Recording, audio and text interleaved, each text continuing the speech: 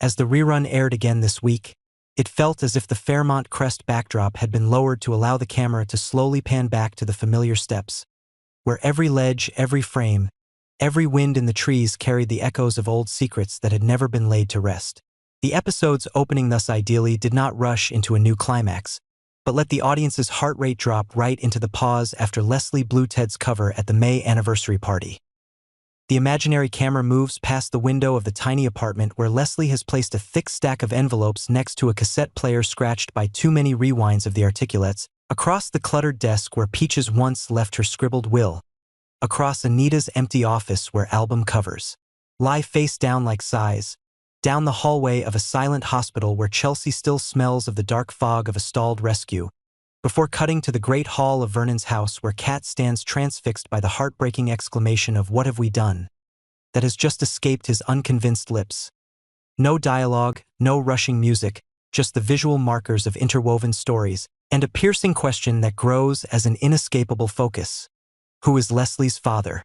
Each time we watch it, the pieces around Leslie become clearer and yet still filled with uncomfortable blurriness. The casual introduction of a mother who was only mentioned casually when the Articulates' reunion concert was suddenly postponed, the pile of tattered tapes that Leslie listened to until the player broke, the series of letters that were supposed to be a scam that turned out to be a real legacy, the strange appearance of a dying woman that Leslie called Peaches, and the most terrifying revelation. Barbara did not die anonymously. Barbara was the spirit of the Articulates. Barbara was the one who gave Leslie to Peaches with the agreement to sever all memory lines, and Barbara was forced to leave the group in a situation where every detail reeked of abusive power. Anita, burdened with guilt, had saved a huge fortune as compensation for unformed royalties. And Leslie, the girl who had pretended, who had used tricks to survive, was suddenly thrown into a pool of money that redefined every relationship around her. The episode opens with Leslie sitting in front of a mirror, removing her old wig, combing her real hair as if combing through a memory, her eyes lingering on an old photo of the Articulates where an odd gap between Barbara and the others seems to leave room for another figure. And the camera zooms in on the space between Leslie's fingertips as she flips through a letter from Peaches, where a single, slightly shaky handwriting underlines the phrase, "Don't come back," as an absolute command. This opening provides a good launching pad for the rest. Instead of adding to the mess, the episode focuses on the old but ripe question, forcing the viewer to confront the logic of time, place, motive, and outcome. And while some might want to rely on Vernon's composure as a safe haven, the brief shot of Dante backstage at an old theater, where the Articulates poster is torn in the exact spot where Barbara was, suggests another line of reasoning. What if the answer lies in the ugliest place? What if Leslie is the result of a long night where power crushed singing, where a personnel decision was signed at the same time a creature was marked with the cruel mark of a manager? What if that darkness is the key to why every apology of the present always comes with a huge sum of money like a temporary bandage over a wound that will never heal? From that starting point, the analysis of Dante's fatherhood should proceed like a soap opera-style criminal investigation. No confessions, no security cameras, just a matrix of possibilities illuminated by the Articulates' internal history, Barbara's trajectory, Peaches' role, Anita's suggestive behavior, and Fairmont Crest's inherent blind spots. The first key is the timeline. Barbara was kicked out of the group before their debut album was recorded. Assuming that period coincided with a period of deep depression, as fragmented memories suggest, Leslie's window of conception fell right at the height of the band's conflict. This has two consequences. First, the probability that Barbara is in a stable romantic relationship is low, since career crises have eroded her capacity for a calm connection. Second, the probability that a sexual interaction arises from a power differential or from an impulsive escape from pain is higher than that of a long-term commitment. Dante, as manager, is the rare person who is present at both the most sensitive times and places. Backstage rehearsals, the rehearsal studio, the personnel decision office, the short trips to find sponsors, and it is he who pushes for Barbara's dismissal. What is the motive, then, if not artistic incompatibility as the official argument goes? An unplanned pregnancy in the middle of a fledgling girl group is a threat to schedules, image, and power structures. If Barbara is pregnant with Dante's child, the motive for excluding her would be both managerial and personal protection against the risk of a collapse in his reputation. The circumstantial evidence supporting this theory comes from three obscure sources. The secret restitution Anita left behind as a kind of long-term penance that went beyond the usual copyright balance, Barbara's absolute instructions to Peaches to cut off all contact. An inhumanly rigid order that is hard to explain without a source of fear deeper than professional shame. And Leslie's behavior from the moment she arrived in D.C. as someone who had spent her youth in an environment where promises and obligations were manipulated, as if she had a gene for conditioned wariness that was either socially inherited or derived from a shadowy figure she didn't know. The argument that Barbara might have chosen sex as a coping mechanism is plausible, but such a coping mechanism requires someone close enough and powerful enough to intervene immediately.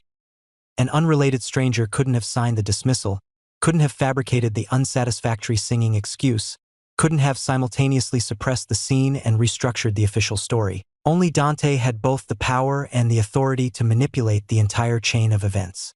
The second key is the pattern of concealment.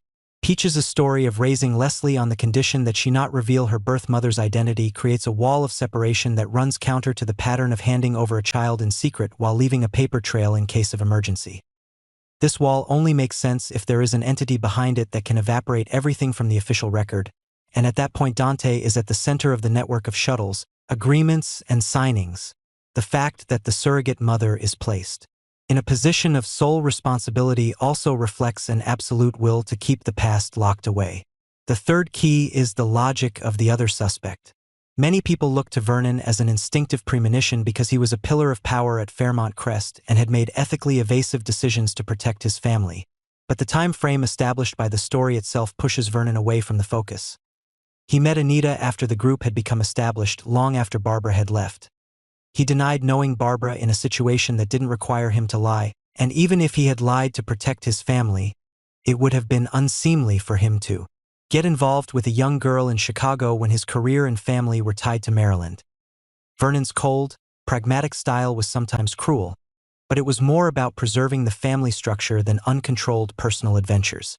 Forcing Vernon into the role of biological father made for easy drama but weakened logic, and Beyond the Gates rarely traded plausibility for a cheap shock, especially with the family tree becoming the backbone of both inheritance disputes and alliance restructuring. As for Bill, the name is thrown around like a wild fuse. If he were Leslie's father, the equations of age, travel route, and ability to reach Barbara before the group exploded all don't add up. The scenario of Bill and Leslie becoming enemies forced to redefine each other in terms of blood ties has emotional potential, but it requires a causal link that no evidence has yet revealed, whereas the Dante-Barbara-Peaches, Anita axis forms a chain so closed that all cracks lead back to the same door. The fourth key is the language of guilt. Anita doesn't just transfer money, she redefines her career by accepting a silent settlement that lasts for years as a form of atonement. If Barbara was fired for artistic disagreements, why does every private conversation, every shadow cast on her face, have the feel of someone who has witnessed something unspeakable? The guilt of someone who cuts artistic shares doesn't last that long, but the guilt of someone who silently watches a power structure crush a weaker person does. And if Dante is the one who owns that structure, Anita's every expression is suddenly on point. The fifth key is skeptical logic. Leslie always smells the fraud at the first envelope and only relents when Peaches appears. That alertness is not just the reflex of someone who used a pseudonym but also the genetic intuition of someone who grew up with a twisted story. She plunged into the transaction of the house across the street like a cool-headed chess player who uses real estate as a chessboard, which only happens when the player knows full well that in the dark there are other pieces ready to move. And if the one who placed those pieces is Dante, the logic is even tighter. When we put the pieces together into a picture, we don't have a confession to convict, but we do have a dense margin of probability that puts Dante in the position of the most likely candidate. That doesn't mean that other paths are completely blocked. An anonymous character, a fleeting love, a passerby could have planted the seeds. But Beyond the Gates doesn't use empty randomness to answer its central question. It prefers a chain effect model, where each individual secret is forced to connect to the power structures at work. Dante fits that model, being both the source and the knot, the scissors that cut away all traces from the scene, and Barbara's exclusion from the group may have been a cut that both preserved the image and buried the biological consequences. If this scenario holds true, the domino effect will run through at least 4 layers. The first layer is legal. Leslie, whose status as heir is legitimized by Anita's money, could become a living witness to a series of transactions designed to conceal an abuse of power. Every contract, agreement, and NDA from that period would be examined, and Dante's name would appear as a signatory or representative. That's the front the Articulate's former backers fear most, since a civil lawsuit for abuse of power could entail a claim for back catalog sales. The second layer is familial. Vernon, who has always placed a premium on stability, would have to choose between staying out of a situation that doesn't directly concern his family and his obsession with the truth that has cost him dearly. If he stands behind Leslie as a moral shield, the coalition around Kat, Vanessa, and the Fairmont Crest Rhythm Keepers would shift. If he backs down, Leslie will be forced to use her new inheritance as a bludgeon against gates that have never been opened to her. The third level is art and memory. Anita faces the brutal question of responsibility for the past. Where will Sharon and Tracy, who have endured the long winter of glory and guilt, stand when the truth comes out? The rescheduling of the Articulate's reunion is no longer a matter of innocuous logistics, but a sign of an attempt to control the story before it can break out. The fourth level is character psychology. Leslie, the girl who has played 1,000 roles to avoid the truth, will be pushed to the edge of a precipice where there are no masks to hide. If she is Dante's child, her daring to stand in the middle of a crowded party and expose Ted is not just a whim or a thirst for power, but the result of years of living with the feeling that only the harsh truth can break the lock. She is the antithesis of silence because she was born of a forced silence. On a structural level, the possibility that Dante is the father opens up a neat yet energetic plot.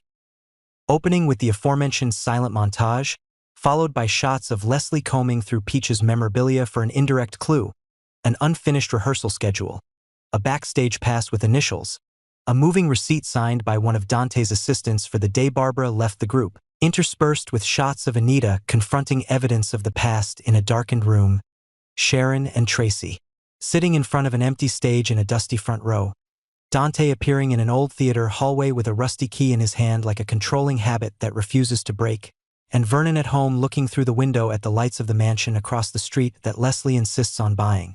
All points pointing the compass needle to the same coordinates without a word in the middle act. The story pushes the logic further by posing paradoxical tests. If Dante is not the father, why is Anita's cash flow so out of sync with the actual earnings of a member who was kicked out before recording an album? If Dante is not involved, why does Peaches have to accept a harsh contract that forbids contact when the safer solution is to keep everything within the family network? If Dante is innocent, why does the atmosphere in the room where he stands every time the Articulates are mentioned become thick with a kind of defensive silence? The final act of the episode should close with an image that has the energy of discovery but still respects the soap's long-winded rhythm. Leslie arrives at the empty auditorium of the unfinished rehearsal, puts her hand on the old microphone, feels the scratches on the metal rim as if touching the red thread connecting the women of the group, then pulls a wooden box from under the stage, containing a torn-up schedule book, some backdoor tickets, a brown envelope with 2 initials and a number. The camera stops at the corner of Leslie's eye, where horror and relief both rise, and instead of an obvious cliffhanger, the image cuts to a corner of Vernon's house where Kat stands still, her hand on an old photo frame, her head bowed as if pulled down by the gravity of an invisible secret. What have we done is no longer a private question but a public one, of the history of singers and signers, of a generation that has kept a truth locked away for too long. In that moment, the inference that Dante was the father was not a condemnation, but the most logical path to force everyone to move on. Anita had to tell her side, Sharon and Tracy had to put art before fear, Vernon had to stop using stability as a cover, Kat had to face the cost of alliance, and Leslie, who had learned to survive by cunning, had to choose to live by the truth. And if the day came when the test result came, it would not be a bullet to the heart of Fairmont Crest but a key to a rusty gate. Because even if the truth proved Dante was the father, what awaited behind was the trial of memory, where each person would have to answer for what they did or didn't do. When Barbara was pushed off stage, when Peaches was silenced, when a child was given to darkness instead of arms, and when the music played over and over again until the machine broke could not drown out the cry of a conscience that had never been put to sleep.